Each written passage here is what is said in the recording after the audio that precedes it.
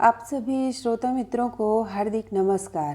प्रस्तुत है विमल मित्र जी द्वारा लिखित कहानी शरबती बाई। सुचरिते सुचेता चट्टोपाध्याय। तुम्हारी चिट्ठी मिली। मुझे तुम पर कहानी लिखने को कहा गया है और इस वजह से मैं भारी मुसीबत में पड़ गया हूँ। मैंने कुछ एक फरमाइशी कहानियाँ लिखी हैं ज़रूर, मगर मुझ में इतनी सामर्थ्य नहीं कि जितनी बार फरमाइश की जाए मैं कहानी लिख डालूं। फिर तुमने अपने पत्र के लिफाफे पर पता भी लिखा है। डाकघर की मुहर को जब ध्यान से देखा तो उस पर शिवपुर लिखा हुआ था। शिवपुर? शिवपुर क्या यहाँ है? तुम यह मत सोचना कि तुम्हारे पते पर मैं तुम्हारी खोज में निकलूँगा। तुमने जो कुछ लिखा है उसी से बात मेरी समझ में आ गई है। समझ गया हूँ पूरी तरह लाचार होकर ही तुमने मुझे पत्र लिखा है, यह सोचकर कि अगर मैं तुम्हारी कोई कुछ सहायता कर सकूं। पता नहीं मैं कहाँ तक तुम्हारी सहायता कर पाऊँगा, मगर तुम्हारी चिट्ठी पढ़कर मुझे एक लाभ हुआ। बहुत दिन पहले के एक आदमी की कहानी याद हो आई। वह शरबती बाई नहीं बल्कि वनलता है। वनलता मेरी कोई नहीं है।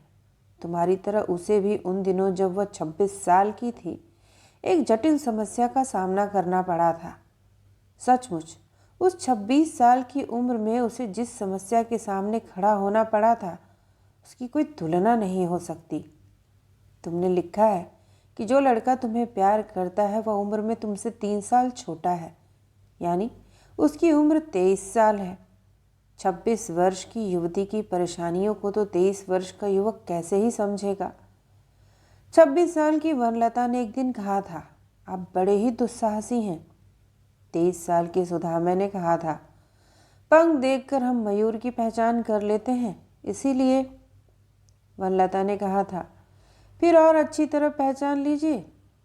और उसने अपने पैर की चप्पल उतार कर सुधामा के गालों पर अनगिनत चप्पलें जड़ दी। वनलता की चप्पल की चोट से सुधामा का गाल लहूलुहान हो गया। इस बीच मेडिकल कॉलेज के नर्स, डॉक्टर, छात्र छात्रा सभी दौड़कर वहां आ चुके थे। कॉलेज के ऑपरेशन थिएटर के सामने आदमी का सैलाब उमड़ आया। मेहतर, जमादार, हाउस सर्जन सभी आ गए। क्या हुआ? क्यों पीटा? हाउस फिजिशियन को जूते से क्यों पीटा? एक मामूली नर्स की यह हरकत। क्या हुआ मेट्रन? शोरगुल हो हल्ला मच गया। वनलता उस समय गुस्से से कांप रही थी। मौका मिलता तो हाउस फिजिशियन के गाल पर 2-4 और चप्पल जड़ देती। इतने में ही जैसे उसे शांति नहीं मिल रही थी। मेट्रन ने पूछा, क्या हुआ मिस राय? वनलता ने सारी बातें बताई, मगर वह बात अभी रहे। 26 साल की उम्र में उस व्यथा को कोई चाहे समझे या न समझे, तुम शायद समझ लोगी, मगर यह बात मैं बाद में बताऊंगा। तुमने लिखा है 23 साल का एक युवक तुम्हारे साथ गृहस्थी बसाना चाहता है, चाहे तुमसे 3 साल छोटा ही क्यों न हो। मगर गृहस्थी बसाने में उम्र कौन सी रुकावट पैदा करती है? गृहस्थी किसी भी उम्र में बसाई जा सकती है। खासकर 23 साल की उम्र में तो बखूबी बसाई जा सकती है। 23 साल की उम्र थकावट का नाम नहीं जानती, नींद का नाम नहीं जानती। 23 साल की उम्र में अशेष शक्ति रहती है। तो हाँ, शुरू से ही कहता हूँ, सुनो। बहुत दिन पहले मैं ओखा पोस्ट गया था। राजपुताना पार होने के बाद हिंदुस्तान की अंतिम सीमा में जाना पड़ता है। मेहसाणा, अहमदाबाद, जामनगर को पार करना पड़ता है। महात्मा गांधी के जन्म स्थान पोरबंदर पार कर एक बारगी हिंद महासागर के किनारे। वहाँ खड़े होने से हिंद महासागर के पार अफ्रीका की मालवाही नावें दीख पड़ती हैं, पालतनी नावों की कतारें। वहीं से मल्लाह लोग व्यापार करने उस पार जाते हैं। वहाँ माल बेचकर फिर वहाँ से कोई दूसरा माल खरीद कर यहाँ बेचने के लिए ले आते हैं। उन लोगों का यही कारोबार है। समुद्र के किनारे पर मछुआरे और मल्लाह वास करते हैं, यहाँ से वहाँ तक। ईश्वरी प्रसाद पंडा ने कहा था, तीर्थ स्थान रहने के कारण ही बाबू और महाजन लोग यहाँ आया करते हैं हुजूर, वरना यहाँ तो बस माझी मल्लाह ही। तुम्हारे यहाँ कोई बंगाली नहीं है? मैंने पूछा था। बंगाली? ईश्वरी प्रसाद ने याद करने की कोशिश की। बोला, यहाँ एक बंगाली रहता था हुजूर, यहाँ के रोशनी घर में काम करता था। 3 साल पहले उनकी बदली हो गई है। और एक बात करते करते उसे याद हुआ, एक आदमी अब भी है हुजूर। कौन? ईश्वरी प्रसाद ने कहा, यहाँ से 23 मील दूर एक डॉक्टर, बंगाली डॉक्टर हजारों मील दूर उस घनघोर देहात में डॉक्टरी करने आया है। मल्ला पैसा दे पाते हैं? ईश्वरी प्रसाद ने कहा, मैं आपको वहाँ ले जा सकता हूँ। डॉक्टरनी जी ने बहुत बड़ा अस्पताल बनवा दिया है, वहाँ एक भी पैसा नहीं लिया जाता है हुजूर। मैंने पूछा, नाम क्या है? ईश्वरी प्रसाद ने कहा, वनलता मित्र। यूँ लोग बाग उन्हें डॉक्टरनी माँ कहा करते हैं। वनलता मित्र? बहुत साल पहले की मेडिकल कॉलेज की एक घटना याद हो आई। उसका भी नाम वनलता रॉय था। इस तरह का नाम आम लोगों का नहीं हुआ करता है। देखने सुनने में कैसी है?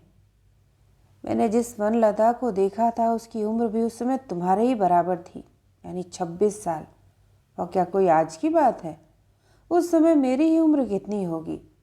मैं हर रोज़ शाम के वक्त मेडिकल कॉलेज जाया करता था।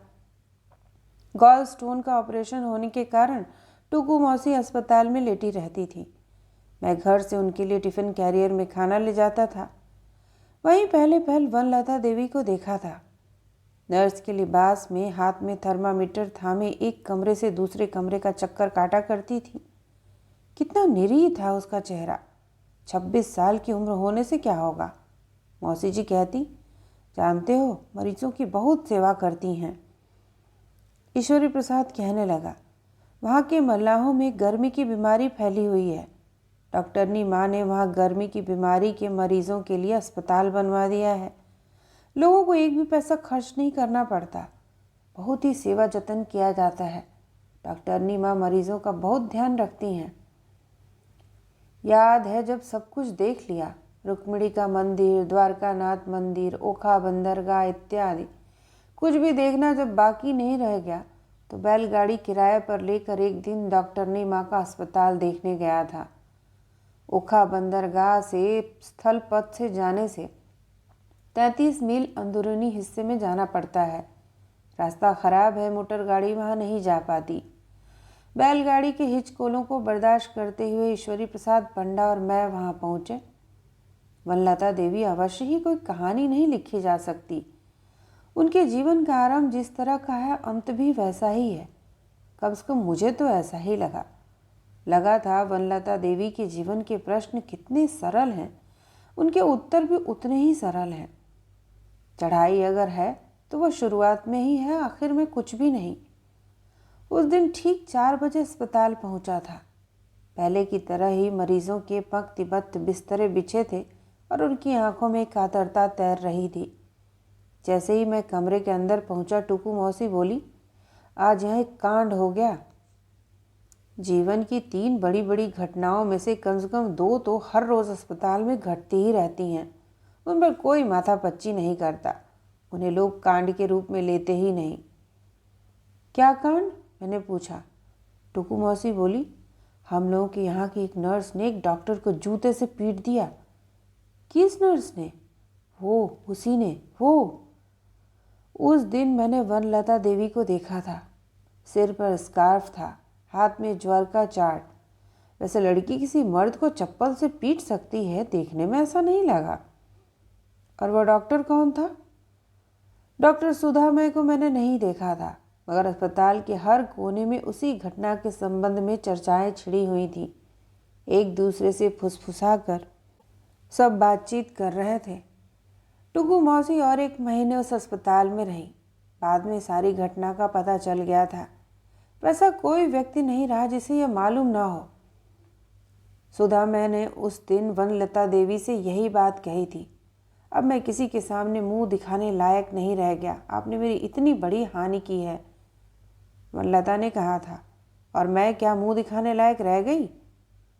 सुधा मैंने कहा था, आप औरत हैं, घर से बाहर निकले बिना भी आपका काम चल सकता है। उन दिनों वनलता छकू खान सामा लेन के 5 कमरेदार मकान के एक कमरे को किराए पर लेकर रहती थी।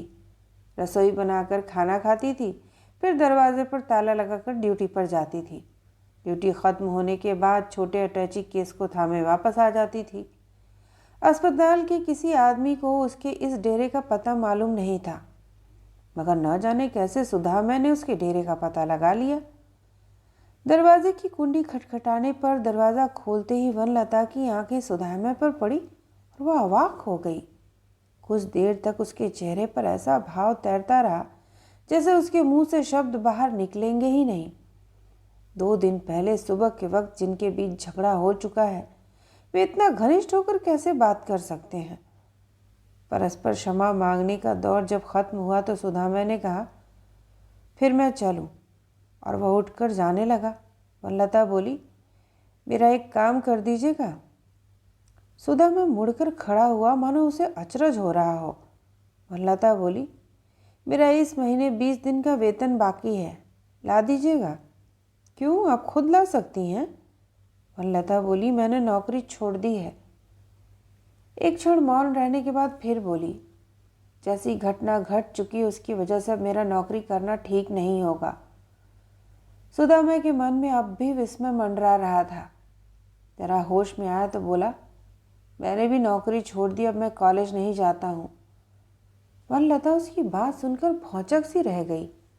एक पल के बाद बोली, आपके लिए चिंता की कौन सी बात है, आपने डॉक्टरी पास कर ली है, कहीं दूसरी जगह नौकरी पर चले जाइए। सुधामय ने कहा, इसीलिए तो क्षमा मांगने आया हूँ।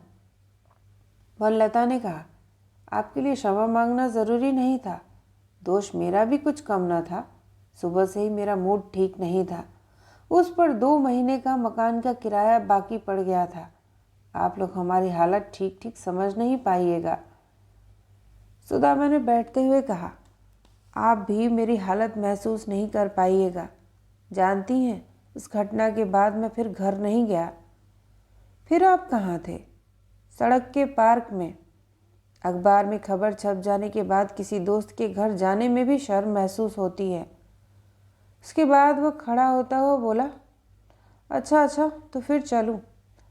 कहाँ जाइएगा? मालूम नहीं, घर नहीं जा पाऊँगा, न ही हॉस्टल। फिर? सुधामय ने कहा, डॉक्टरी पास कर चुका हूँ, जानता हूँ निराहार नहीं रहना पड़ेगा, मगर हाथ में पैसा नहीं है कि ट्रेन से कहीं जा सकूँ। हाथ में पैसा रहता तो आज ही कहीं चल देता। सुधामय उठकर जाने लगा। वनलता ने खामोशी के साथ उसकी ओर ताका। उसके बाद सुधामय जब सीढ़ियाँ तय कर नीचे उतर चुका तो वनलता ने पुकारा, सुनिए सुधामय बाबू, मुझे पुकार रही हैं। वनलता दरवाज़ा पकड़कर खड़ी थी।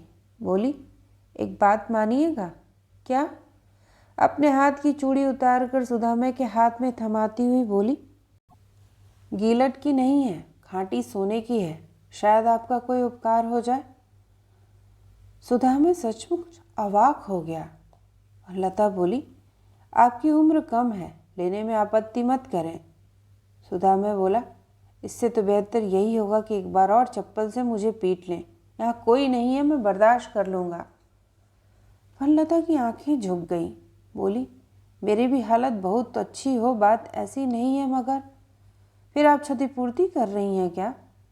मान लीजिए क्षतिपूर्ति ही सही, हो सकता है तलाश करने पर मुझे कोई नौकरी मिल जाए, मगर आपकी उम्र इतनी कम है, अभी आपको लंबा जीवन जीना है।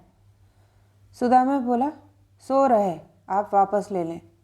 यह कहकर वह वनलता के हाथ में चूड़ी थमाकर जाने लगा, मगर वनलता ने चट से उसका हाथ पकड़ लिया और बोली, आपके हाथों को थाम कर कह रही हूँ, आप इसे ले लें।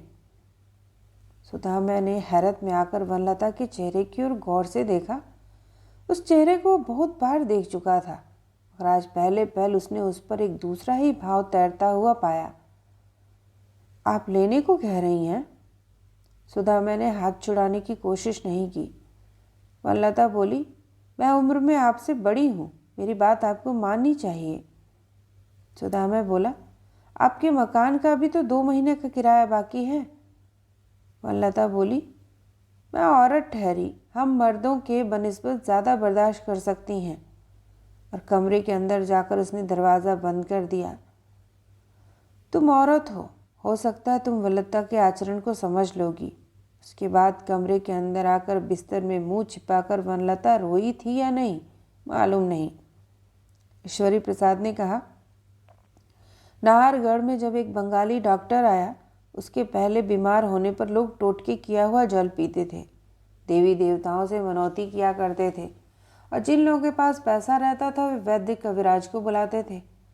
वहाँ का राजा का वैद्य था, उसे 15 रुपया फीस देनी पड़ती थी और दवा का दाम अलग से। ईश्वरी प्रसाद कहने लगा, नाहरगढ़ छोटा होने से क्या होगा, वहाँ के राजा खानदानी राजा हैं, उनके 3 रानियाँ हैं, 36 परदायत, लाव लश्कर, खोजा, राजकुमार, लालजी साहब सभी हैं। अजमेर स्टेशन में सुबह के वक्त एक युवक डॉक्टर ट्रेन से उतरा। उसके पास न तो सूटकेस था न ही बिस्तर। देखने में लगा 23-24 साल का होगा। जब मैं अजमेर में था थोड़ी बहुत कहानी सदानंद बाबू से भी सुनने को मिली थी।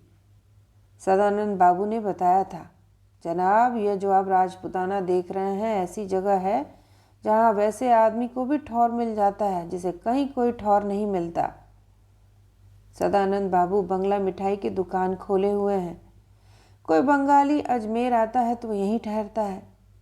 बंगाल छोड़कर इतनी दूर आने पर आपको वही खाने को छेने की मिठाई और सुनने को बंगला भाषा मिलेगी, साथ ही साथ मछली का शोरबा और चावल। बीकानेर, जोधपुर, जयपुर, चित्तौड़ उसके फैले चारों ओर के इलाके हैं, बीच में अजमेर है। सदानंद बाबू ने कहा था, नाहरगढ़ राजमहल में शादी है, संदेश और रसगुल्ला बनाने का मुझे आदेश दिया गया था। इसके अलावा यह भी हुक्म मिला था कि मैं मजली रानी साहिबा को रसगुल्ला बनाना सिखा दूं। देखा, वहाँ का राजवैद्य बंगाली है, नौजवान आदमी, देखते ही पहचान गया। पूछा, आप यहाँ? बहुत दिन पहले की बात है। एक नौजवान स्टेशन पर उतरकर मेरी दुकान में आया। मैं उस वक्त मिठाई की चाशनी बनाने जा रहा था। मुझसे पूछा, यहाँ कोई धर्मशाला है सर? आप कहाँ से आ रहे हैं? मैंने पूछा। कलकत्ते से।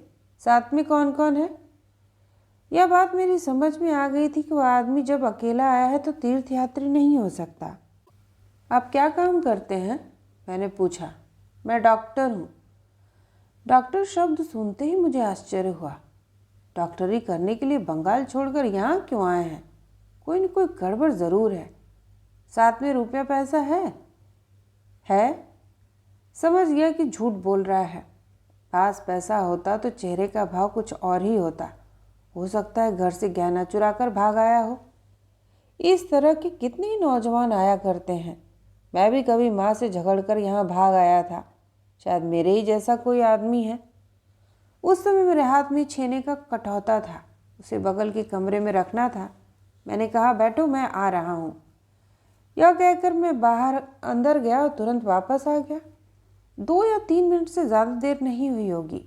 लौटकर देखा तो बिल्कुल सन्नाटा पाया, कहीं कोई नहीं था। शायद मेरे पूछने का रंग ढंग देखकर उसे संदेह हुआ। सड़क पर आकर इधर उधर देखा। अभी यहाँ सिंधी की दुकान है। बहन, उन दिनों बिल्कुल खाली मैदान था। सामने रेल की पटरियाँ ही दिखती थीं। अगर कोई उधर भाग जाए तो पता लगाना मुश्किल है। आखिर उसका पता नहीं ही चला। नाहरगढ़ जाने पर उसी युवक से मुलाकात हुई। राजा दलजीत सिंह का खास वैद्य है। हर क्षण राज्य वैद्य की बुलाहट होती रहती है। मैंने कहा, मुझे पहचान रहे हैं? मगर साहब, वह तब वही आदमी मुझे पहचान नहीं सका। नाहरगढ़ स्टेट कोई मामूली स्टेट नहीं है। शहर छोटा है, मगर यहाँ के राजा खानदानी राजा हैं। राजा की 3 रानियाँ हैं। तीनों रानियों को 13-13 नौकरानियाँ हैं, 36 परदायत। इसके अतिरिक्त लोग लश्कर, खोजा, राजकुमार, लालजी साहब, लालजी बाई। उस राजा का कृपा पात्र होना कोई मामूली बात नहीं है। सदानंद बाबू बातचीत करने में माहिर हैं। बोले, लोग कहते हैं कि बंगाली लोग घर घुस्सर होते हैं, मगर आप एक बार राजपुतानी का चक्कर लगाइए। जितने भी स्टेट हैं सभी में बंगाली ही दीवान, नायब, डॉक्टर, लॉ एडवाइज़र मिलेंगे। नाहरगढ़ में पहले राज्य वैद्य था एक बिहारी। कोई बीमार पड़ता था तो हर्रे की टिकिया देता था। डॉक्टर मित्र के आ जाने से लोगों ने हर्रे की टिकिया खाना बंद कर दिया। मैंने पूछा, डॉक्टर ने राजा को वश में कैसे कर लिया? डॉक्टर ने बताया, मजली रानी यशोदाबाई बीमार थी। राज्य वैद्य ने देखा, मगर बीमारी ज्यों की त्यों बनी रही। मरने मरने पर हालत हो गई रानी साहिबा की। तब मैं अजमेर से चक्कर काटता हुआ नाहरगढ़ पहुंचा था। राजमहल के प्यादे संतरी दुकान पर आते थे, सिनेमा देखने जाते थे, रास्ते में चक्कर काटते हुए दिखते थे। उनसे पता चला तो मैंने कहा, मैं यशोदाबाई को चंगा कर सकता हूँ। लेकिन उन्हें देखा जाए तो कैसे? राजा के अंदर महल में कैसे प्रवेश करूं? कम से कम दिलखुशा सिंह का पंजा चाहिए ही। दिलखुशा सिंह अंदर महल का खोजा है, पूरे अंदर महल का अकेला पहरेदार। उसकी गतिविधि सर्वत्र है। रानी साहिबा से शुरू कर बड़ी रानी लालजी बाई, बांदी, नौकरानी तक को अंदर महल के बाहर आने के लिए दिलखुशा सिंह से पंजा लेना पड़ता है। मैंने कहा, फिर क्या किया जाए? उन्होंने कहा, आप रेजिडेंट डॉक्टर से जाकर मिलिए। राजमहल के पश्चिम की विशाल झील के किनारे रेजिडेंट डॉक्टर का बंगला है। एक दिन सवेरे मैं उनसे मिला। उनसे भेंट करना क्या आसान काम है? क्यों मिलना चाहता हूँ? बंगाल से आया है यह सुनते उन दिनों के साहब सोचते थे कि कोई आतंकवादी है। गोरे रेजिडेंट साहब ने कई बार मेरी ओर ताका। मेडिकल डिग्री को लेकर कई बार पढ़ा। इससे भी संदेह क्या दूर हो सकता है? पूछा, तुम यहाँ क्या करने आए हो बाबू? मैंने कहा, मजली रानी यशोदाबाई की बीमारी की खबर सुनकर आया हूँ। रेजिडेंट ने डॉक्टर के राजा के नाम से एक चिट्ठी लिख दी। राजा साहब से मुलाकात होना आसान नहीं है। राजा आखिर राजा ही है। मुसाहिब, दीवान और कर्मचारियों का कहना है कि समुद्र हिमाचल व्यापी उनका राज्य है। मुगल सरकार से युद्ध करने के कारण वीरता के लिए बादशाह अकबर से नाहरगढ़ के पूर्व पुरुष राजा हिकमत सिंह बहादुर को वाहवाही मिली थी। पुरुषानुक्रम से अब वीरता का खिताब दलजीत सिंह को मिला है। मगर आज वीरता दिखाने की ज़रूरत कहाँ पड़ती है? ज़रूरत पड़ने पर वे रेजिडेंट साहब या बड़े लाट साहब के साथ शिकार खेलने जाते हैं। राजा के कर्मचारी ढोलक बजाकर, हाँक लगाकर शेर, भालू वगैरह को राइफल की रेंज के बीच में ले आते हैं और वे हाथी की पीठ पर रखे हौदे पर सवार होकर गोली चलाते हैं। सो मजली रानी की बीमारी के कारण उनका मन भी व्याकुल था। जब गोरे रेजिडेंट साहब की चिट्ठी मिली तो उन्हें दुविधा नहीं हुई। पंजा पास करके कर्मचारियों को हुक्मनामा दे दिया।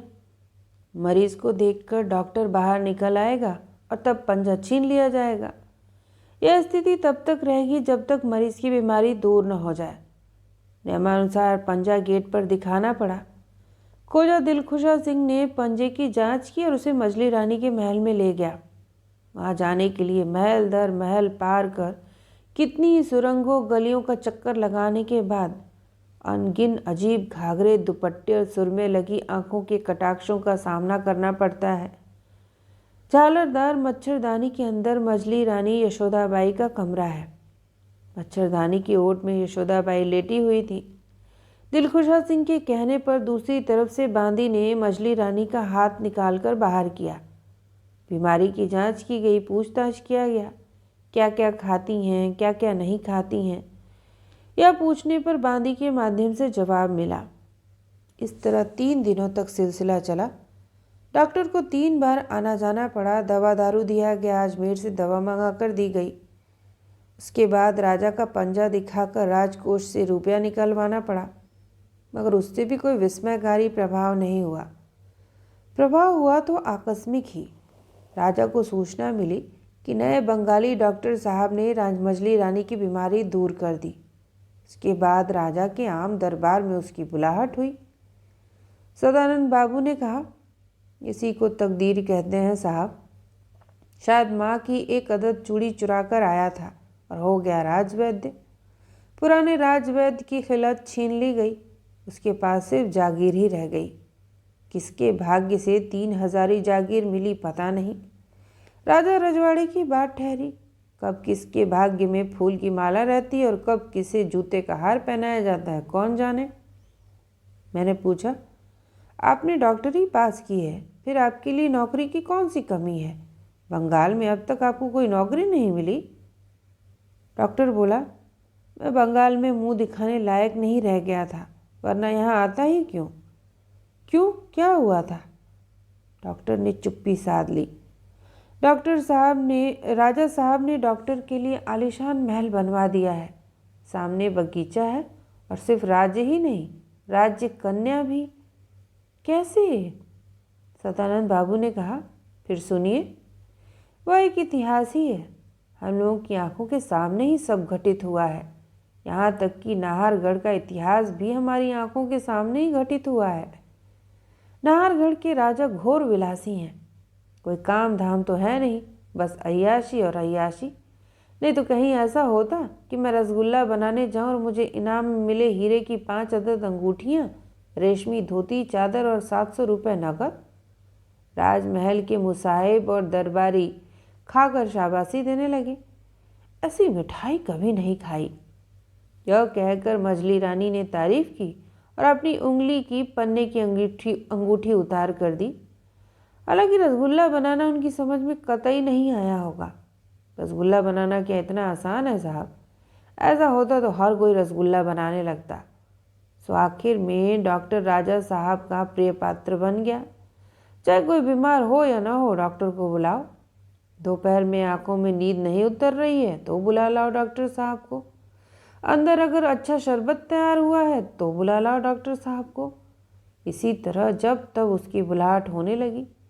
और डॉक्टर को भी कामकाज ही क्या था, राजवैद्य बन गया है, 3000 की जागीर मिल गई है। राजा से हुक्म मिलने पर हाजिर होना ही राज्य वैद्य का असली काम है। फिर भी जब उसके पास वक्त रहता, जब वो कमरे में अकेला लेटा रहता, मरुभूमि की गर्मी की वजह से आंखों में नींद नहीं उतरती, तो उसे एक व्यक्ति की याद आती। आने के दिन जबरन उसके हाथ में जिसने सोने की चूड़ी थमा दी थी। सुदामा ने कहा था, किसी न किसी दिन कर्ज वसूल कर दूंगा। बस इतना ही वादा करने के अलावा कुछ कहने लायक मेरा मुंह नहीं रह गया है। वनलता ने कहा था, अगर इसे तुम कर्ज न कहो तो हर्जी क्या है, मैं तुम्हें यूं ही दे रही हूँ। सुदामा उसकी बातें सुनकर जोरों से हंस पड़ा। वनलता ने कहा, देख रही हूँ, मुझे चप्पल से मारने की बात तुम अब तक भुला नहीं पाई हो। मैं भूल चुका हूँ। वनलता के चेहरे पर हंसी नहीं आई। जो आदमी इतनी आसानी से सब कुछ भूल जाता है, उसके साथ निभाव होने में डर लगता है। सुदामा उस समय वनलता का हाथ अपने हाथ में थामे था। उसने कहा, तुम्हारे लिए मुझसे डरने की कोई बात नहीं है। अपमान को भले ही आसानी से भूल जाता हूँ, मगर प्रेम को नहीं। वनलता ने कहा था, खत लिखने की बात तुम्हें याद दिलानी होगी। बगल के घरों की लड़कियां पूछती, आज तुम्हारी ड्यूटी नहीं है वनलता दीदी? एक ही दिन के दरमियान इस दुनिया में जैसे क्रांति आ गई हो। एक दिन पहले तक वह निहायत पराया था। हावड़ा स्टेशन पर सुदामा की गाड़ी पर नज़र पड़ने के बाद से उसे सब कुछ सूना सूना जैसा लगने लगा। हालांकि सुदामा उसका होता ही कौन है? एक ही अस्पताल में 26 वर्ष की एक नर्स और अभी अभी परीक्षा पास किया हुआ एक डॉक्टर काम करते थे। वनलता ने इतना ही कहा था, मेरे कारण ही तुम्हें अपने सगे संबंधियों से नाता तोड़ना पड़ा। सुदामा ने कहा, सगे संबंधियों को छोड़ने से मुझे क्या लाभ हुआ या नुकसान, यह कहने का भी समय नहीं आया है। वनलता ने कहा था, वह समय कभी आएगा?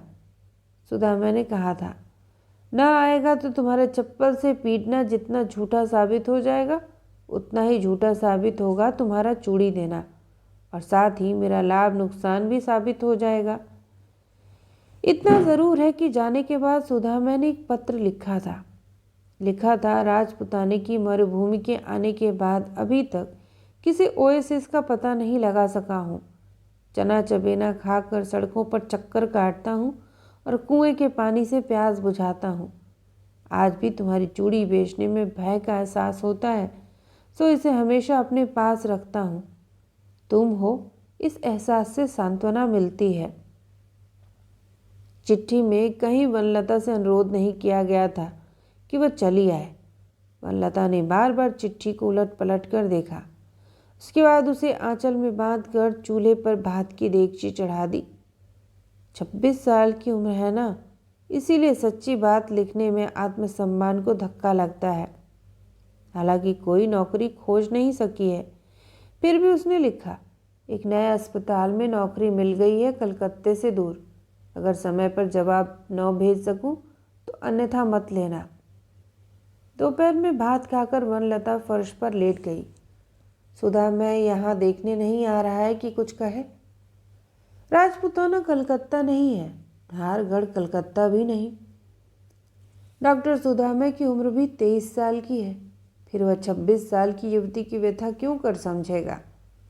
सुबह आँख खुलते ही सजने धजने का काम शुरू हो जाता है। दरबार जाकर राजा दलजीत सिंह बहादुर को कॉर्निश करके बैठ जाना पड़ता है। इसके बाद दरबार समाप्त होता है तो खा पीकर तुरंत राजमहल के तहखाने के अंदर जाना पड़ता है। दिवा निद्रा के पश्चात राजा साहब शतरंज खेलने बैठते हैं। पहले कोई दूसरा ही साथी था, अब डॉक्टर है। किसी ज़माने में राजमंत्री, दीवान जी, राणा जी, परदायत जी, पेशबान जी, इनमें से किसी के साथ शतरंज खेलते थे। राजा साहब ने पूछा था, शतरंज खेलना आता है डॉक्टर? महाराज के सामने ना नहीं कहना चाहिए। हाँ हुजूर, डॉक्टर ने कहा। किसी ज़माने में सुधामय शतरंज खेला करता था, तब उसमें अड्डेबाजी का नशा था। अब उसे नौकरी बचाने के लिए शतरंज खेलना पड़ता है। शतरंज खेलते खेलते ही सुधामय के जीवन में एक चरम आत्मोपलब्धि आई। दूसरे शब्दों में उसे आत्मविभ्रम भी कहा जा सकता है। अगर वह शतरंज खेलने न बैठता तो वनलता के जीवन में यह दुर्भाग्य नहीं आता। और कहानी लेखक की हैसियत से मैं भी शरबती बाई की कहानी नहीं जान पाता। सदानंद बाबू ने कहा था, मैं रसगुल्ला बनाने गया था और वहाँ से लौटा तो शरबती बाई की कहानी सुनकर। राजा के अंदर महल की बात है, कभी मैंने अंदर महल देखा भी नहीं था। बिना देखे वहाँ के बारे में अनुमान नहीं लगाया जा सकता। गुलाबी दुपट्टों और पर्दा नशीनों के चकित कटाक्षों की वहाँ भीड़ लगी रहती है। यहाँ सुरंग मिलेगी तो वहाँ कटाक्ष। बहुत खुशामदों और हाहाकारों का जमघट लगा रहता है। घाघरे और सुरमा काजल का रहस्य बिछा रहता है। बाहर की दुनिया की खबरें यहाँ नहीं पहुँचती। यहाँ वैसी ही नारियों का इतिहास अधिक मिलता है जिनका जन्म यहीं होता है और मृत्यु भी यहीं हुआ करती है। सेठ और व्यापारियों की ठकुरानियाँ तीज त्योहार में आती हैं, कोई लौट कर चली जाती है और कोई राजा की निगाह में जच जाती हैं तो वहीं रोक ली जाती हैं। किसी किसी की महत्वाकांक्षा तल घर के कैदखाने की धूमि में मिल जाती है। राजा की नज़र चढ़ जाए तो फिर कोई साध अधूरी नहीं रह जाती। इसके लिए कठिन साधना करनी पड़ती है। महारानी की खुशामद करनी पड़ती है। माजी साहब, परदायत, पेशबान जी की खुशामद करनी पड़ती है। और सबसे ज़्यादा खुशामद एकमात्र पहरेदार दिलखुशा सिंह की करनी पड़ती है। शरबती बाई यद्यपि उनमें से ही एक थी, लेकिन ठीक ठीक उन जैसी औरतों की तरह नहीं थी। खेल में ज़्यादातर राजा साहब की ही हार होती थी। पहले के राजा महाराजा काम धाम करते थे, लड़ाई लड़ने मैदान में जाया करते थे, मगर आज के राजा लोगों को क्या कोई काम करना पड़ता है साहब?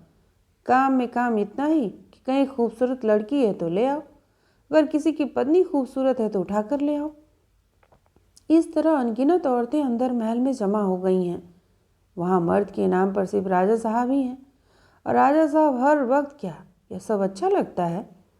यही वजह है कि बीच बीच में शिकार करने निकलते हैं, शतरंज खेलते हैं। नाहरगढ़ के राजा की उम्र भी कम है, 3 रानियां हैं और रानियों की उम्र राजा से भी ज़्यादा है। जब महाराजा 12 साल के थे तो बड़ी रानी 20 साल की, मझली 16 की और छोटी रानी का तब आगमन नहीं हुआ था। हर रानी के मायके से दहेज में 13-14 नौकरानियाँ मिली हैं, वे भी नवयुवती ही हैं। इसके अलावा रानियों की सखियाँ हैं, बाहर से उपहार के रूप में मिली हुई युवतियाँ। कोई स्वेच्छा से आई हैं तो किसी को बहला कर लाया गया है। रात में गाने बजाने की महफिल में अगर उनमें से कोई आंखों को भा जाती है तो उसकी किस्मत जग जाती है। किसी को साजिश कर गुमशुदा कर दिया जाता है और तलघर की कोठरी में डाल दिया जाता है। फिर जिंदगी भर वह राजा की नज़रों के सामने नहीं आ पाती। खूबसूरत औरतों के जीवन में ज़्यादातर विडंबनाएं ही हुआ करती हैं। जो मैं अंदर महल जा चुका हूँ और वहाँ जाकर मछली रानी को रसगुल्ला बनाकर खिलाया है, वह किसी को एक पल के लिए भी नहीं देखा है। खोजा साहब का कानून इतना कड़ा है। मगर डॉक्टर की बात अलहदा थी। राजा का वैद्य ठहरा और उस पर प्रिय पात्र। डॉक्टर बोला, हुजूर, आपका फील कैद हो गया। राजा साहब बोले, तुम्हारे मंत्री की क्या हालत करता हूँ देख लो डॉक्टर। महल का तहखाना ज़मीन के अंदर बना है। गर्मी के दिनों में वहाँ बहुत ही आराम मिलता है। वहाँ से अंदर महल तक सुरंग बिछी है। ज़रूरत पड़ने पर दास राजा साहब ताली बजाते हैं और इस क्षण उनका हुक्म तामील कर दिया जाता है। घाघरे पहनी दासी और बांदी आती है। पानी की ज़रूरत पड़ने पर पानी और शरबत की ज़रूरत पड़ने पर शरबत आ जाता है। जब जिस चीज़ की ज़रूरत पड़ती है वह उसी क्षण हाजिर हो जाती है। राजा साहब मुसाहिबों से कहते हैं, डॉक्टर का दिमाग बड़ा तेज है। और न सिर्फ दिमाग तेज है, डॉक्टर हर तरह से योग्य है। डॉक्टर सामने आता है तो राजा साहब के चेहरे पर मुस्कान तिराती है। जो काम किसी से नहीं हो पाता, डॉक्टर से कहो तत्क्षण हो जाएगा। डॉक्टर की बात पर राजा साहब ना ही नहीं कर सकते। सम्मान में भेद होने पर भी दोनों की उम्र एक ही है। इसी को कहते हैं बंगाली बुद्धि। देखिए ना, कहाँ इतनी दूर वहाँ से आकर सभी पर अपना सिक्का जमा लिया। उसके बाद क्या हुआ, मैंने पूछा। सदानंद बाबू बोले, उसके बाद ही शरबती बाई का आगमन हुआ। दोपहर से खेल चल रहा था। राजा साहब लगातार 6 बार हारते गए। अब की बार भी हार जाने के ही आसार थे। किश्ती मात होने पर थी। डॉक्टर से जीतना मुश्किल है। उसी समय एक कांड हो गया। गर्मी के दिन थे, चाहे तहखाना ही क्यों रहे, मगर बेहद गर्मी थी। चैत का महीना, बाहर लू चल रही थी। प्यास के मारे गला सूख रहा था। डॉक्टर को प्यास लगी। डॉक्टर मदिरा मोदक वगैरह नहीं लिया करता था। बोला, एक गिलास पानी चाहिए। राजा साहब ने ताली बजाई। उस ताली का अर्थ वहाँ जो लोग रहते हैं वे ही समझते हैं। ताली का इंगित पाकर पीछे की सुरंग के रास्ते से शरबती बाई आई। खेलना छोड़कर डॉक्टर उसी ओर ताकने लगा। गुलाबी बूटेदार घाघरा, छाती पर सुनहरे रंग की बित्ते भर की कंचुकी और उस पर महीन जाफरानी जरीदार दुपट्टा। इसके सिवा देह पर कहीं कुछ भी नहीं। सिर पर सोने का घड़ा। दोनों हाथों से घड़े को हौले से थाम कर खड़ी हो गई, मानो शरबती बाई पैदल चलकर नहीं तैरती हुई यहाँ आई हो। डॉक्टर ने पानी पिया और फिर शतरंज की चाल चली, मगर खेल जमा नहीं। राजा साहब को हैरानी हुई कि डॉक्टर की यह पहली हार थी। उठने के समय राजा साहब ने सिर पर पगड़ी रखते हुए कहा, तुम्हें मैं एक उपहार देना चाहता हूँ डॉक्टर। उपहार? राजा साहब ने कहा, तुम्हारी शादी नहीं हुई है ना? नहीं। फिर तुम अब शादी कर लो। किससे? शरबती बाई को तुम्हारे हाथ में सौंपने जा रहा हूँ। सोचिए तो सही, इतिहास में ऐसी घटना घटी हो जिसे किसी ने न देखा है न सुना है। मुगलों के ज़माने में अलबत्ता इस तरह शादी ब्याह हुआ है, मगर वहाँ तो राजनीति की बात थी। लालजी साहब बाई लाल जी को ऐसे दुर्भाग्य का सामना करना पड़ा, मगर राजा के अंतपुर में किसी लावारिस लड़की के साथ ऐसी घटना घटी हो, इतिहास में इसका कहीं कोई उल्लेख नहीं है। चारों तरफ धूम मच गई। किसी भी बाई लाल जी के ब्याह शादी के मौके पर ऐसा धूमधाम नहीं मचा था। इधर उधर बयाना दिया। मोची जूता बनाने के लिए बैठ गया। हलवाई मिठाई तैयार करने लगा। हर जगह से अतिथि अभ्यागत आएंगे, ज़ोर शोर से तैयारियां शुरू हो गईं। मुझे रसगुल्ला बनाने का हुक्म मिला, मगर जिन लोगों के लिए सब हो रहा है उनकी छाती अनवरत धड़कती रहती है। दिलकुशा सिंह ने शरबती बाई की पीठ थपथपाई। जा, तू बच गई बेटी, तेरा मन खुश हो जाएगा।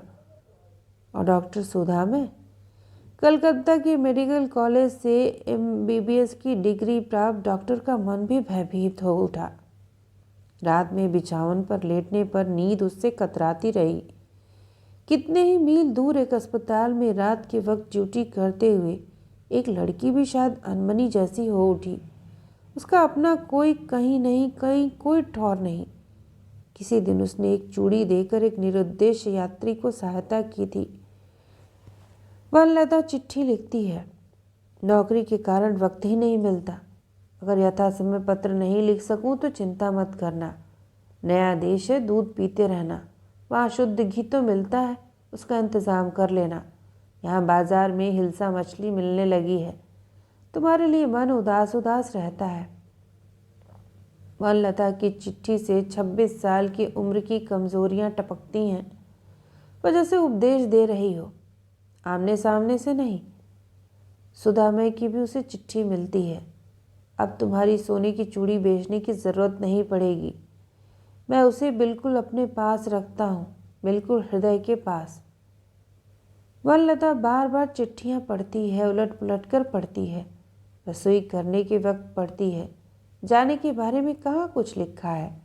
हो सकता है अब तक सुधामय ठीक से जम नहीं पाया हो। घर द्वार अच्छी तरह सहेजना होगा। अच्छी तरह से सारा इंतजाम करना पड़ेगा।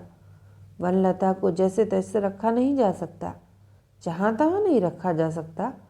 अपने मुंह से भला कहीं कहा जाता है कि मैं जाना चाहती हूँ। जाने के बारे में उसने कुछ तो लिखा नहीं। कहाँ लिखा है कि चली आओ, तुम्हारे लिए घर द्वार सहज कर बैठा हूँ, कि अपनी नौकरी छोड़ दो।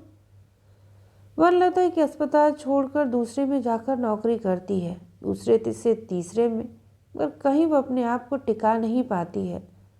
थोड़ी सी भी असुविधा होती है तो कहती है, देखिए आप लोगों की तरह मेरी हालत नहीं है। मैं नौकरी नहीं करूँगी तो भी मेरा काम चल जाएगा। सरला दी कहती हैं, सुना है वनलता दीदी कि तुमने एक डॉक्टर को चप्पल से पीटा था। वनलता चौंक पड़ती है। किसने कहा? लगता है यहाँ हावड़े में भी बात फैल गई है। कहती है अपने सुपरिटेंडेंट से भी कह देना, ज़रूरी हुआ तो उसे भी जूते से पीटने से बाज नहीं आऊँगी। सरला दी कहती हैं, इन बातों पर सोचना ही फिजूल है। नौकरी करने आई हो तो नौकरी करनी ही है। नौकरी के बगैर हम लोगों का कहीं काम चल सकता है? हमारी नियति यही है। वनलता कहती, तुमसे सच्ची बात ही बताती हूँ सरला दी, मुझे ज़्यादा दिनों तक नौकरी नहीं करनी है। सरला दी को जैसे आश्चर्य होता है, वह विश्वास नहीं कर पाती हैं। कहती हैं, बगैर नौकरी के किस तरह चलेगा वनलता दी? वनलता कहती है, कलकत्ता छोड़कर चली जाऊंगी। कहाँ? वनलता कहती है, चाहे जहाँ हो, मैं काम जानती हूँ। काम जानने से खाने पीने और रहने का अभाव।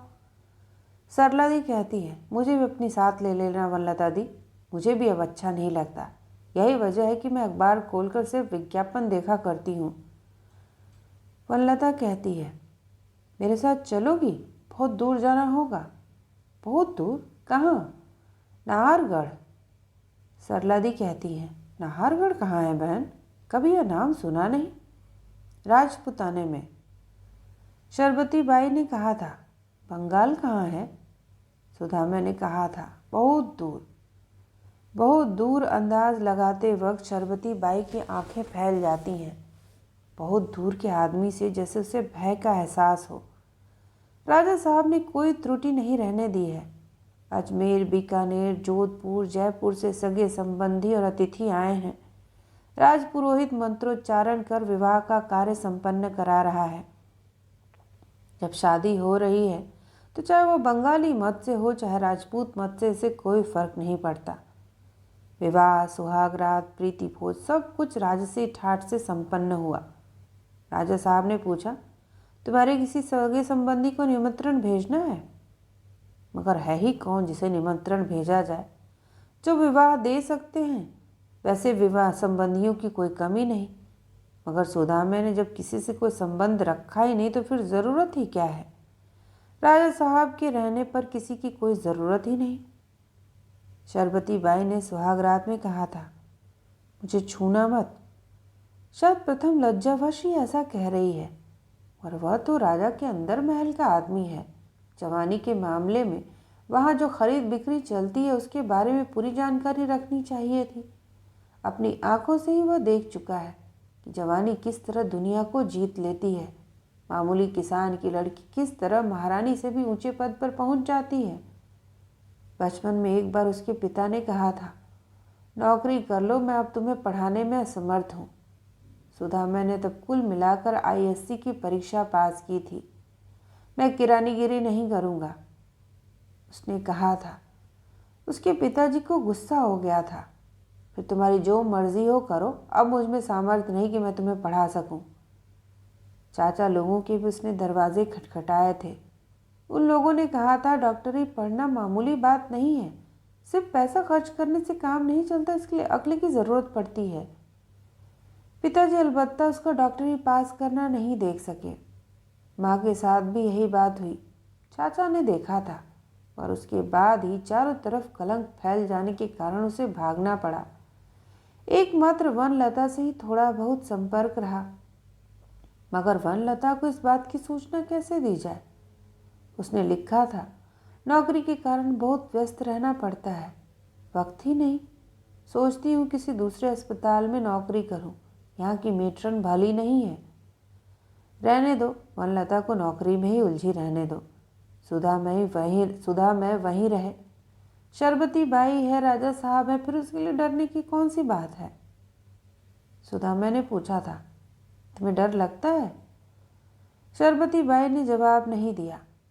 गुलाबी बूटेदार घाघरे, एक बित्ते की कंचुकी और जाफरानी रंग के महीन दुपट्टे में वह अपने आप को हसीन बनाए हुए थी, छूने से जैसे उसकी जान चली जाएगी। अंततः शरबती बाई की जाति भ्रष्ट नहीं हुई थी। उसने कहा था, तुमने मुझसे शादी क्यों की बाबू?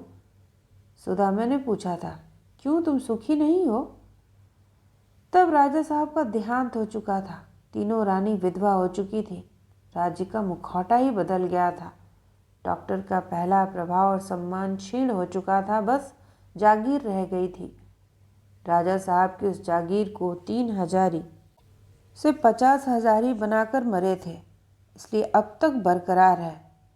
तब शरबती बाई की हालत शोचनीय हो चुकी थी, उसे छुआ नहीं जा सकता था। सुधा में इंजेक्शन पर इंजेक्शन देता जा रहा था।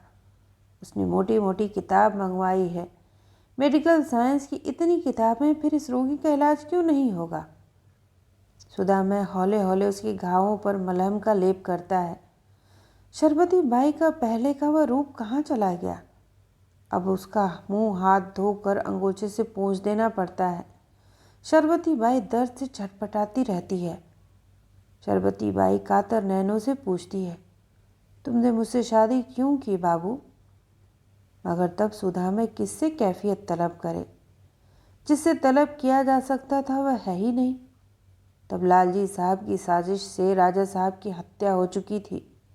तब उनकी प्रेतात्मा अंतपुर के महलों में, तलघर की कोठरियों में, सुरंग की गलियों में, अलिंदों में और माजी साहब, महारानी, परदायत और पेशनवाजी के कक्षों में हाहाकार मचाती हुई चक्कर काट रही थी।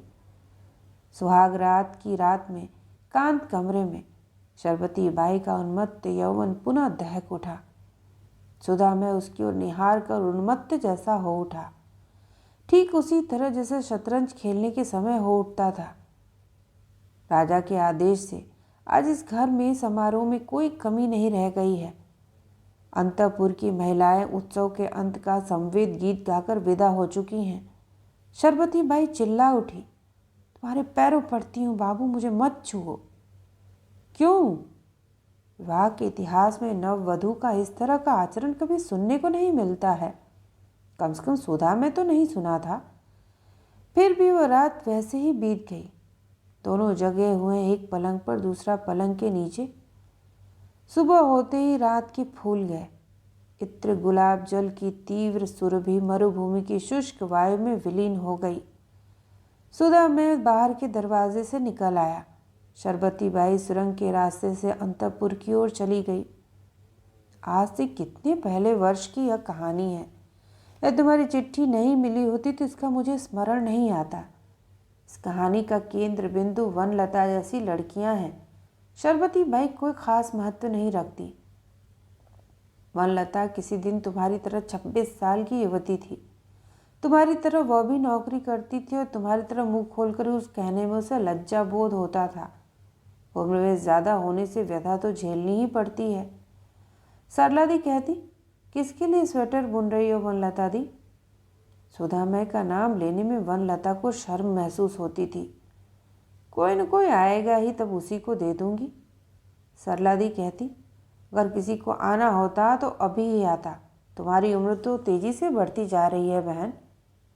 किसी किसी दिन सरला दी कहती, तुमने कहा था राजपुताना जाओगी, नहीं जाओगी क्या? वनलता दी कहती, धत, तुम्हें तो यूं ही कह दिया था। फिर भी वह बार बार सुदामे की चिट्ठियां पढ़ती, मगर पढ़ने पर उसे कहीं बुलाहट की गंध तक नहीं आती। वह लिखता था, नौकरी करने पर सब कुछ बर्दाश्त करना ही पड़ता है।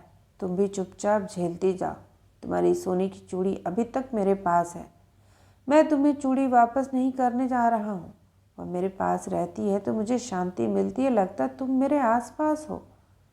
उसके बाद भी वनलता पढ़कर देखती है, कहीं भी यह लिखा हुआ नहीं कि तुम चली आओ, तुम्हें नौकरी करने की ज़रूरत नहीं है।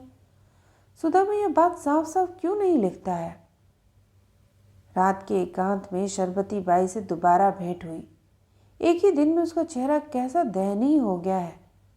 राजा के प्रासाद के अंतपुर को छोड़कर शरबती बाई सुदामा के घर चली आई है। राजा साहब ने उन दोनों का एक विशाल तैलचित्र बनवा दिया है। वह दीवार पर टांगा गया है। शरबती बाई बहुत ही सुंदर दिखती है, लेकिन सुदामा को लगता है शरबती बाई स्वेच्छा से घूंघट की ओट से अपना मुखड़ा छिपाए हुए है। हाथ थामते ही शरबती बाई दूर हट गई। मुझे मत छूना बाबू। ये कैसा अनुरोध है कि सुदामा अपनी पत्नी को छू नहीं सके? शरबती बाई बोली, नहीं, मैं बीमार हूँ। बीमार? सुदामा सचमुच एक कदम पीछे हट गया। शरबती बाई मरीज है तो वह डॉक्टर है। कौन सी बीमारी है? तमाम बीमारियों की दवा उसके पास है। सुदामा दूर कर देगा बीमारी। बीमारी के कारण डरने की कौन सी बात है? शरबती बाई बोली, मुझे छुओगे तो तुम्हें भी बीमारी पकड़ लेगी। कौन सी बीमारी है? शरबती बाई ने कहा, उन लोगों ने तुम्हें सबक सिखाने के ख्याल से मुझे तुम्हारे शतरंज के खेल के अड्डे पर भेजा था। वे लोग तुमसे बेहद चिढ़े हुए हैं। सुदामा ने पूछा, मुझसे चिढ़े हुए क्यों हैं? शरबती बाई बोली, क्योंकि राजा साहब तुम्हारी मुट्ठी में है। मुझे वे कैसे सबक सिखाएंगे? शरबती बाई बोली, तुमसे मेरी शादी कराकर वे तुम्हारी जिंदगी बर्बाद करना चाहते हैं। कैसे बर्बाद करना चाहते हैं? सब कुछ सुनने के बाद सुदामा भौचक सा रह गया। शरबती बाई बोली, मेरी जैसी बहुत सी लड़कियां हैं। किसी को अगर सबक सिखाना होता है तो लुभा कर उसकी ज़िंदगी बर्बाद कर दी जाती है। और वे लड़कियां? शरबती बाई बोली, वे वहीं यातना से छटपटाती रहती हैं और कुष्ठ की बीमारी से ग्रसित होकर मर जाती हैं। राजा साहब को मालूम है? शरबती बाई बोली, हुजूर, उन्हें सारी बातें मालूम हैं। एक मैं ही हूँ जिसके बारे में उन्हें पता नहीं है। इसके पीछे दिलखुशा सिंह का स्वार्थ है, लाल साहब की साजिश है और बड़ी रानी चंद्रावत ने परामर्श दिया है। यह सब बहुत बात की बात है। दूसरे दिन सवेरे दरबार में हाजिर होकर सुदामा ने राजा साहब से मिलने की अनुमति मांगा। मुसाहिबों ने कहा, राजा साहब आज दरबार नहीं करेंगे हुजूर। क्यों? उनकी मर्जी। दूसरे दिन भी राजा साहब नहीं आए। तीसरे दिन उनके बारे में सूचना मिली। रेजिडेंट साहब आए। कुछ दिनों तक छानबीन चलती रही। अरावली पर्वत की नहर से ढेर सारा पानी बह गया। बहुत सारे इनाम सुरंग की अंधेरी गलियों में बांटे गए। उस दिन सारे राज्य में तहलका मच गया था। कितनी ही अफवाहें फैली और कितनी कहानियाँ। कोई कहता यह लाला जी साहब का काला कारनामा है। कोई कहता रानी चंद्रावत के परामर्श पर ऐसा किया गया है। कोई कहता इसमें दिलखुशा सिंह का हाथ है। रेजिडेंट का रिपोर्ट दिल्ली पहुंचा। नाहरगढ़ का रूलिंग प्रिंस दिल के दौरे के कारण चल बसा। शरबती बाई बोली, आप मेरे लिए क्यों तकलीफ उठा रहे हैं बाबू? शरबती बाई ज़्यादा बातचीत नहीं करती है। बड़ी बड़ी आंखों को फैलाए ताकती रहती है। कभी कभार उसकी होठ गुलाब की पंखुड़ियों की तरह थरथरा उठते हैं। हमारी वह शादी नहीं थी बाबू, आप मुझे भूल जाइए। सुदामा किताब खोलकर पढ़ रहा था। पूछता है, तुम्हें भूख लगती है? कभी कभी पढ़ते वक्त उसके मन में कोई खटका पैदा होता है। मेरे सामने शर्माओ नहीं, मैं डॉक्टर हूँ। जो पूछ रहा हूँ उसका जवाब दो। इतनी अजीब जिंदगी का परिचय सुदामा की डॉक्टरी की किताब में भी नहीं मिला है। कहाँ कहाँ से इन लड़कियों को लाया गया है, किसी को खरीद कर लाया गया है, किसी को चोरी चुपके उठाकर। लड़कियां गांव की हैं, हो सकता है पानी भरने के लिए कुएं के पास आई और फिर लापता हो गई हूँ। उसके बाद दिलखुशा सिंह के हाथ में सौंप दी जाती हैं। उनमें से जो बेहद खूबसूरत होती हैं, उनके शरीर में रोग के कीटाणु भर दिए जाते हैं। जब किसी को सबक सिखाना होता है, किसी की ज़िंदगी बर्बाद करनी होती है, तो रात भर के लिए कोई हसीना उपहार स्वरूप दी जाती है। उसके बाद रोग के कीटाणु शरीर की कोशिकाओं में प्रवेश कर रक्त में घुल मिल जाते हैं। उसके बाद यंत्रणा की शुरुआत होती है। एक रात के विनम्र के चलते कठोर यंत्रणा के बीच जीवन का अंत होता है। शरबती बाई कहती है, तुमने मुझसे शादी क्यों की बाबू? बहुत दिन पहले की बात है। एक रात अचानक अंदर महल का दरवाज़ा खुला। दिलखुशा सिंह के पास खबर पहुंची। किसी समय मुगलों के ज़माने में लड़ाई के दिनों यहाँ सशस्त्र सैनिकों का पहरा रहता था। महाराजा सैन्य सामान लेकर युद्ध भूमि की ओर गए हैं। यहाँ पराजय का समाचार पहुँचता है। मुगलों की सेना दल बांधकर नाहरगढ़ की ओर आ रही है। अंतपुर समाचार भेजा गया है। मुगल सेना के अंतपुर में प्रवेश करने से पहले सब कुछ समाप्त हो जाएगा। अग्निकुंड तैयार किया जाएगा। बाजी साहब, बड़ी रानी, मजली रानी, छोटी रानी, उनकी सखियाँ, पर्दाएत, पेशबान जी, दासी, बांदी सभी पंक्तिबद्ध खड़ी हैं। एक एक कर सभी को अग्निकुंड में कूदना है, इसलिए कि मुगल सैनिक देह का स्पर्श न कर सकें। हर कोई जौहर का व्रत पालन करेगी। आज वो दिन न रहा, लेकिन आज भी पहरेदार उसी तरह खड़ा है। दिलखुशा सिंह खुद मशाल लेकर पहुंचा है। बोला, अपना चेहरा दिखाओ। चेहरा देखकर दिलखुशा सिंह अवाक रह गया। इतनी कम उम्र की लड़की और रूप की यह छटा। दोनों व्यक्तियों ने उसे दिलखुशा सिंह के हाथों में सौंप दिया और वे अंधेरे में खो गए। इस्पात का दरवाज़ा भड़बड़ाता हुआ बंद हो गया। उसके बाद महल दर महल पार करते हुए दिलखुशा सिंह एक और लड़की आगे बढ़ते गए। अंत में वे एक कमरे में पहुंचे। वहाँ दिलखुशा सिंह का कमरा है। कमरे के कोने से लाल कपड़े में बंधा खाता बाहर निकाला गया। खाता के पन्नों को उलटते हुए पूछा, तुम्हारा नाम क्या है छोकरी? छोकरी बोली, मोहर बाई। दिलखुशा सिंह ने उसका नाम लिख लिया। उसके बाद बड़ी रानी के पास ले गया। उस समय गांव तकिए पर टिकी बड़ी रानी गुड़गुड़ी से तंबाकू पी रही थी। अफीम ले चुकी थी। बगल में कई सखियां और बांदियां खड़ी होकर उनकी खदमत कर रही थीं। सामने पनबट्टा पड़ा था। दिलखुशा सिंह बेरोक टोक कहीं आ जा सकता था। कमरे के सामने जाकर पुकारा, चंद्रावत जी। वे बोली, कौन है? दिलखुशा सिंह ने सामने जाकर मोहर को उपस्थित किया। सलाम करो, उसने आदेश दिया। यह कौन है? आज आई है, बिल्कुल नई है, नाम है मोहर बाई। बड़ी रानी ने आंखें उठाकर गौर से देखा। सखियों और बांदियों ने भी उसकी ओर गौर से देखा।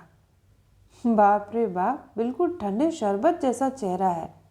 वे हंसी से लोट पोट हो गईं। सब कुछ देखने सुनने के बाद मोहर बाई के आश्चर्य की कोई सीमा नहीं रही। वो कहाँ आ गई? वे लोग उसे राजमहल दिखाने का लोभ देकर उसके बाप से 100 रुपये में खरीद लाए हैं। बाप से उन लोगों ने कहा, तुम्हारी लड़की सुख से रहेगी सेठ जी, अच्छा अच्छा खाना मिलेगा, और कहीं राजा साहब की निगाह में जज गई तो फिर कहना ही क्या। उसके बाद उसे बैलगाड़ी पर बिठा कर ले आया और यहाँ पहुँचा गए। एकाएक बड़ी रानी की आवाज़ सुनकर उसे होश आया। बड़ी रानी बोली, ठंडे शरबत की तरह चेहरा है इसका, इसलिए इसका नाम शरबती बाई रहे। शरबती बाई अंतपुर में घूमती फिरती रहती है। इस महल से उस महल में होली के दिन अबीर गुलाल उड़ाती है। शादी विवाह के अवसर पर मिठाई खाती है। दीपावली में नए कपड़े पहनती है, गीत सुनती है, अभिनय देखती है। उसके बाद एक दिन उसकी जवानी की दहलीज पर पांव आए। दिलखुशा सिंह ने कहा, शरबती बाई जी, अब शरारत मत किया करो, तुम अब युवती हो चुकी हो। सचमुच एक दिन वह युवती में परिणत हो गई और यह युवावस्था उसके लिए काल साबित हुई।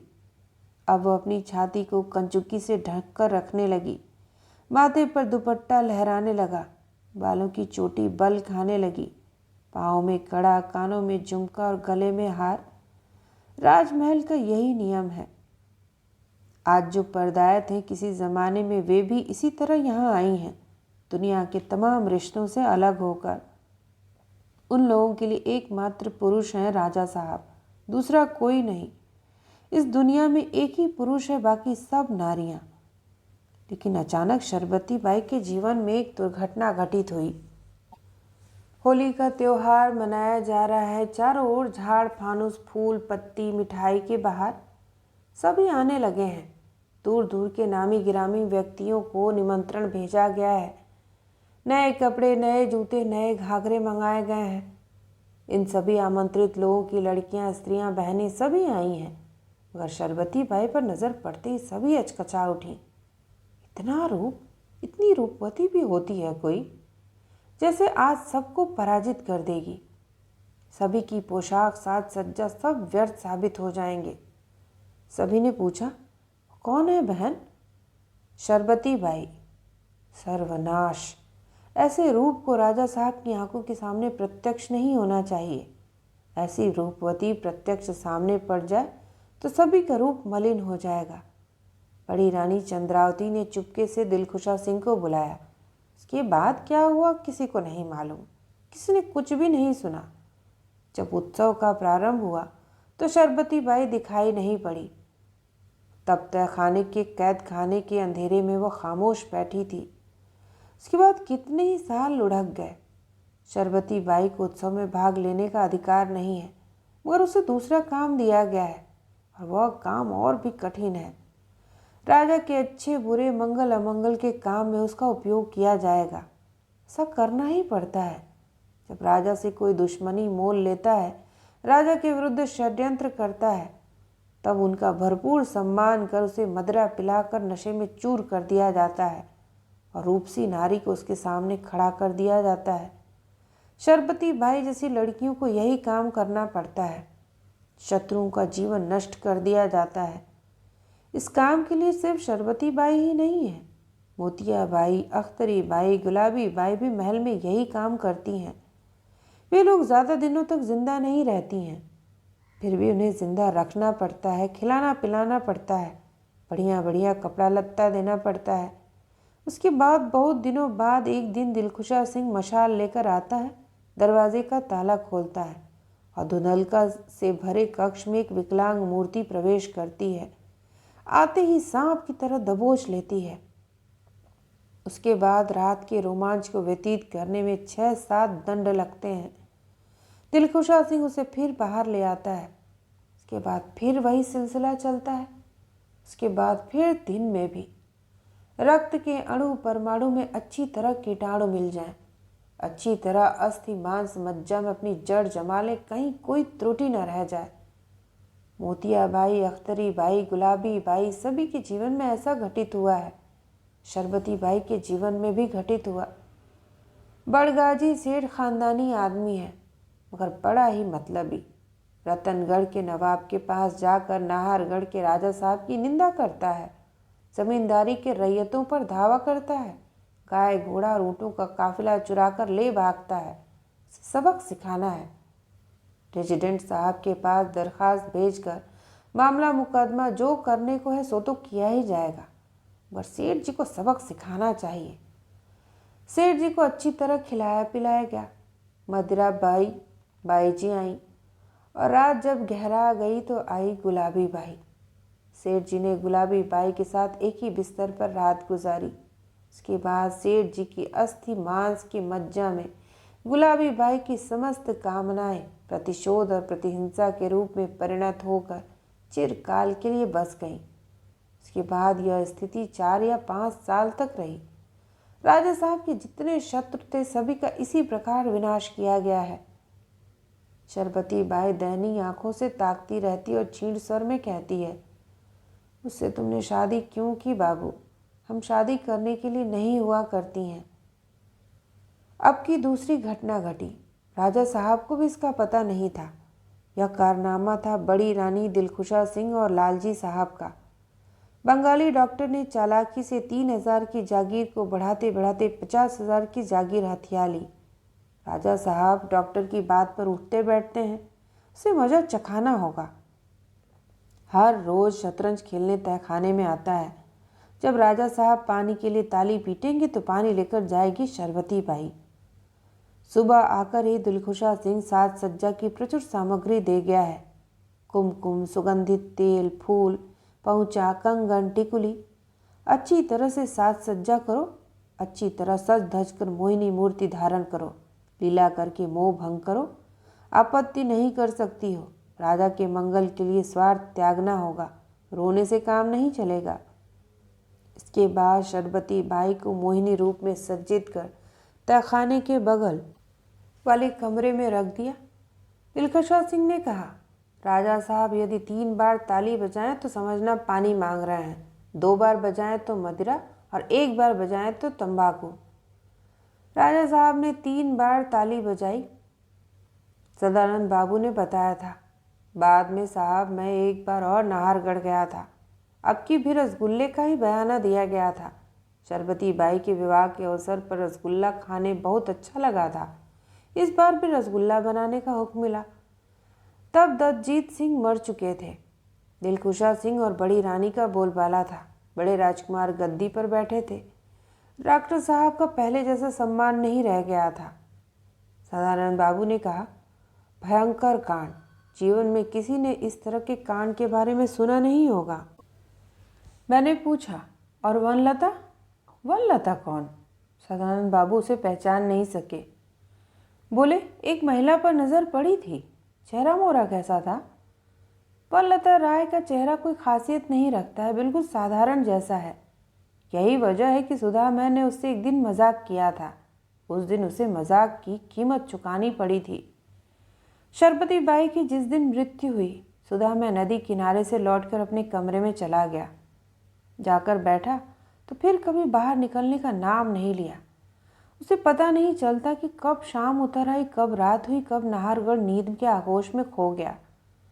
डॉक्टर कमरे में बैठा कुछ लिख रहा है। किसी किसी ने रास्ते से गुजरते वक्त देखा है। पृष्ठ पर पृष्ठ रंगता जा रहा है। लोग बाग बीमार होकर डॉक्टर के पास दवा लेने आए हैं। डॉक्टर साहब हैं? बाहर से पुकार आती है। नौकर आकर कहता है, डॉक्टर साहब ने इलाज करना बंद कर दिया है। किताब पढ़ते पढ़ते रात काफ़ी ढल जाती है। शरबती बाई का देहांत तड़पते तड़पते हुआ है। डॉक्टर की दवा उसे बचा नहीं सकी। कभी कभी वो शरबती बाई के बगल में बैठा उसकी ओर तीक्ष्ण दृष्टि से देखा करता था। पूछता था, आज कैसी हो? शरबती बाई आंखों के माध्यम से उत्तर देती थी। आखिर भी उससे बातचीत करने की सामर्थ्य नहीं रह गई थी। मानो वो कहती थी, मुझसे शादी क्यों की बाबू? सुधा मैंने कहा, एक और इंजेक्शन दे रहा हूँ, देखूं इसका क्या नतीजा निकलता है। एक के बाद दूसरी दवा कलकत्ता और बंबई से मंगाता है और शरबती बाई को पिलाता है। किताबों पर किताबें खरीदी हैं, उनको पढ़ गया है। इस बीमारी के बारे में किसी ने कुछ भी नहीं लिखा है। आहिस्ता आहिस्ता शरबती बाई का शरीर अवश होता गया। उसके बाद वह बातचीत करने में असमर्थ हो गई। फिर आंखों की रोशनी गायब हो गई। उसकी यातना आंखों से देखी नहीं जाती थी। फिर भी सुधा में उसकी देह को अपने हाथों से धो देता था। पूरे शरीर से बदबू निकलती थी। वो जो इतनी सुंदर थी, जिस सौंदर्य पर कभी सुधा में मुग्ध हो गया था, उसकी अब कल्पना नहीं की जा सकती थी। कई महीने तक वो अच्छी थी। फिर रोग ने उसे जकड़ लिया।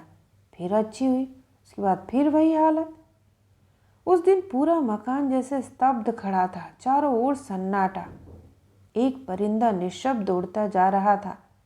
शरबती बाई जिस कमरे में लेटी थी वह आज सूना है, लेकिन उस ओर देखने पर सुधा माई को लगा कोई रो रहा है। ठीक शरबती बाई जैसी ही आवाज़। कह रही है, मुझसे शादी क्यों की बाबू? पूरा नाहरगढ़ जैसे ठिठक कर खड़ा है। झील के किनारे के बंगले में नया रेजिडेंट आया है। राजप्रासाद से साहब को कीमती उपहार भेजा गया है। राजा साहब भी नए हैं, रेजिडेंट भी नया आदमी, फिर भी बड़ी रानी है, खोजा दिलखुशा सिंह है। राजप्रासाद के सभी षड्यंत्रों से रेजिडेंट को अनभिज्ञ रखना होगा। शरबती बाई का देहांत हो चुका है। अख्तरी, मोतिया, गुलाबी बाई भी संभवतः इस मृत्युलोक से विदा हो चुकी हैं। इन लोगों के स्थान पर संभवतः नई नई बाइयां आई हैं। हो सकता है शरबती बाई के कमरे में कोई दूसरी लड़की कैद कर ली गई हो। राजा साहब को अगर कोई अपने हाथ में कर ले तो नई बाई सरस्वती बाई की तरह सज कर सोने का घड़ा लिए तहखाने में जाएगी। फिर मुक्ति कहाँ? डॉक्टरी की किताब पढ़ते पढ़ते सुदामा एकाएक उठकर खड़ा हो गया। कई दिनों से उसने दाढ़ी नहीं बनाई थी। अचानक जैसे देहहीन शरबती बाई ने कहा, तुमने मुझसे शादी क्यों की बाबू? इस क्यों का वह उत्तर नहीं दे सका। तब शरबती बाई का पूरा शरीर पंगु हो गया था। वह बातचीत नहीं कर सकती थी, आदमी नहीं पहचान पाती। आंख, नाक, कान सब विकृत हो गए थे। एकमात्र दीवार का तैल चित्र ही है जो निर्वाक उसे ताकता रहता है। उस दिन सवेरे डॉक्टर ने माधवलाल को बुलाकर भेजा। बोला, आज से जो भी है उससे कहना मुझसे मुलाकात नहीं होगी। अगर राजा साहब खबर भेजे तो भी नहीं, अगर रानी साहिबा खबर भेजे तो भी नहीं, अगर कोई नहीं, सुदामा का कोई रिश्ता किसी से नहीं सिवाय शरबती बाई के। गाड़ी के हिचकोलों को झेलता हुआ 33 मील का रास्ता तय करता जा रहा हूँ। रात में ही बाहर निकला था। बबूल के झाड़ झंखाड़ को पार कर मैदान के रास्ते से होती हुई बैलगाड़ी जा रही है। धूप के कारण रास्ता चमक रहा है। ईश्वरी प्रसाद पंडा कहानी सुनाता जा रहा है। यह आज से कितने दिनों पहले की बात है, मुझे पूरी तरह याद नहीं। अजमेर के सदानंद बाबू से पूरी कहानी नहीं सुन सका था। रसगुल्ले का बयाना मिलने पर उन्होंने डॉक्टर को जिस हालत में देखा था उसकी सूचना दी थी। शुरू का अंश मैंने कलकत्ते में टुकू मौसी से सुना था, बाकी अजमेर में। आज बाकी अंश सुनने को मिला वनलता राय का वनलता मित्र होने की कहानी। ईश्वर प्रसाद ने कहा, डॉक्टरनी माँ पैसा नहीं लेती हैं, उनके अस्पताल में किसी को पैसा नहीं देना पड़ता है। और यही वनलता किसी दिन पैसे के लिए मोहताज थी। सरला दी ने कहा था, सब कुछ खरीद लिया वनलता दी? वनलता ने कहा था, पैसा नहीं है बहन। सरला दी ने कहा था, जाकर चिट्ठी लिखना। मगर सरला दी के जाने के बाद याद आई, सुदामा के लिए उसने कपड़ा खरीदा है। भाई दूज के दिन पहले वह नाहरगढ़ पहुंचेगी। रेलवे की किराए के अतिरिक्त हाथ में पैसा नहीं है। एक बात याद आई, उसे फिर से दुकान जाना पड़ा। बोली, एक पैकेट बढ़िया सिंदूर दीजिए। दुकानदार ने एक बार वनलता की मांग की और गौर से ताका। उसके बाद जब पैकेट दिया तो उसे अचरज हुआ। कीमत लेने के वक्त वह अचकचा कर वनलता के चेहरे की ओर देखने लगा। मुंह जबानी बात पर निर्भर रहकर अब वनलता देर नहीं कर सकती है। अब 26 साल लुढ़कते लुढ़कते 36 पर पहुंच चुका है। रात में ड्यूटी पर आ जाती है तो आंखें नींद से बोझिल हो जाती हैं। पूरा जिस्म थकान से चूर रहता है। ट्रेन पर चढ़ने के बाद वनलता ने बार बार सोचने की कोशिश की, वह कोई अन्याय नहीं करने जा रही है। वह 36 साल की है और सुदामा 33 साल का है। आज के इस 33 मील के रास्ते की तरह ही दूर। छाँ है, मगर प्रखर धूप की तपिश में सुदामा ने कभी क्या छाँ तलाश नहीं की है? कभी किसी की छाँ की खोज में उसने बेचैनी का एहसास नहीं किया है? फिर उसने चिट्ठी लिखना क्यों बंद कर दिया? वनलता की किसी चिट्ठी का जवाब क्यों नहीं देता? माधवलाल की दृष्टि जब बंगाली युवती पर पड़ी तो उसने आपत्ति की, मुलाकात नहीं होगी। क्यों नहीं होगी? डॉक्टर बाबू का यही हुक्म है। वनलता ने कहा था, तुम जाकर कहो कि मैं मिलूंगी ही, मैं बहुत दूर से आ रही हूँ, कलकत्ते से। माधवलाल ने कहा था, डॉक्टर साहब किसी से नहीं मिलते हैं हुजूर, बस दवा खाते हैं और लिखते रहते हैं। क्या लिखते रहते हैं? माधवलाल ने कहा था, लिख लिख कर कॉपियाँ भर रहे हैं, कमरे में ढेर लग गया है। ईश्वरी प्रसाद के साथ मैं जिस दिन डॉक्टर नीमा के अस्पताल में पहुंचा, उस दिन वनलता मित्र ने मुझे सारी कॉपियाँ दिखाई थीं। उस दिन मैंने वनलता मित्र को बहुत दिनों बाद देखा था। उसके सारे बाल पक चुके हैं, सफ़ेद साड़ी और ब्लाउज पहने हुए हैं और अस्पताल के तमाम मरीजों की देखभाल करती हैं। वह लता की बैठक से बाहर देखा। उसके दृश्य से डॉक्टरनी माँ का चेहरा मिलता जुलता जैसा लगा। जैसे वह वैसी ही विशाल है, वैसी ही प्रशांत और प्रशस्त। और लता देवी बोली, डॉक्टर मित्र उन कॉपियों में अपने सारे अनुभव लिख गए हैं, हर छोटी मोटी बात। बहुत सी कॉपियों की नकल कर मैंने उन्हें जर्मनी भेज दिया है। वहाँ से पत्र आया है कि उनसे नए नए तथ्यों का आविष्कार होगा। देखिए, यह चिट्ठी रही। हम लोगों के लिए नाश्ता आया। देखा, इतने दिनों बाद मल्लता के जीवन में धैर्य का आगमन हुआ है।